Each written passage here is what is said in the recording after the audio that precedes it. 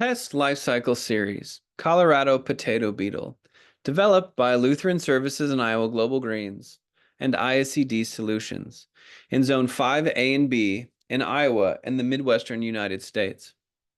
This guide shows you the life cycle of the Colorado potato beetle, so you can know where they are during the growing season and how to manage them. The three learning objectives in this will be to learn the life cycle of the pest, learn more information about the Colorado potato beetle, and learn what you can do to manage the pest.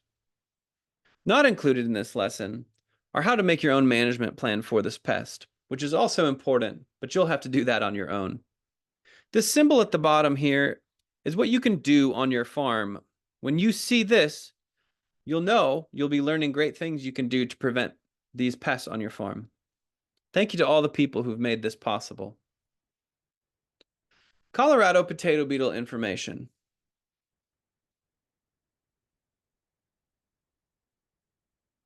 Colorado potato beetles can cause a lot of damage on your farm. Colorado potato beetles especially damage nightshade crops, including eggplant and potato leaves. They can also damage pepper and tomato plants and fruits. You can plant an early potato crop as a trap crop. Larvae and adults feed on leaves. Larvae are the babies, and adults are the adults. You can see in this picture how much damage they can cause from a severe infestation. Keep in mind that Colorado potato beetles are resistant to many synthetic pesticides, and you'll need to do more than just spray them to manage them properly. Colorado potato beetles are most active in the months of May, June, and July, which we'll go into on the next slide. Colorado potato beetle life cycle. Let's start with a couple of important vocabulary words. Eggs. Eggs. Larva. Larva. Larvae are the baby that emerge from the eggs. Pupa. Pupa. That's like a teenager. Adult Colorado potato beetle, female. The adult Colorado potato beetles lay eggs, and the reproductive cycle starts again. This pink area here shows the time that Colorado potato beetles are most active. You may begin to see damage from Colorado potato beetles in May, June, and July at your farm or garden. What happens is that this is the time that the adults are most active. Although, after they reproduce, they will burrow back into the ground under weeds and dead plant material and live all winter, all the way until the next season, when the adults will come back out of the ground and be hungry and need to find food.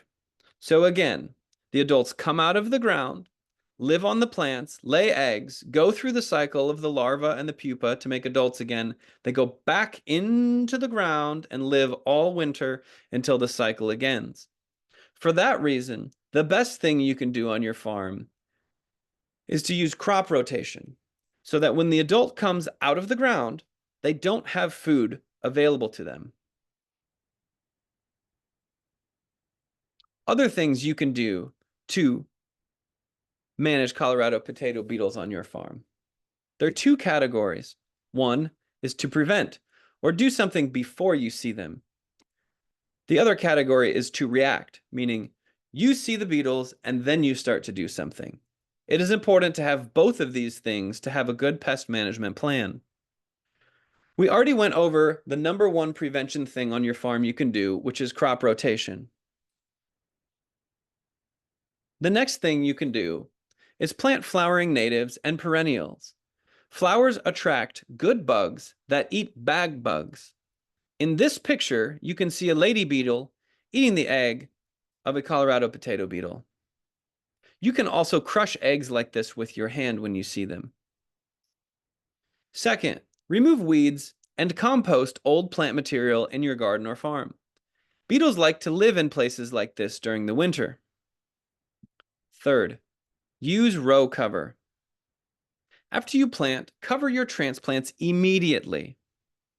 When the flowers underneath are big enough and begin to make flowers, remove the row cover to allow access to pollinating insects. Using row cover with crop rotation is the #1 way to prevent Colorado potato beetles on your farm.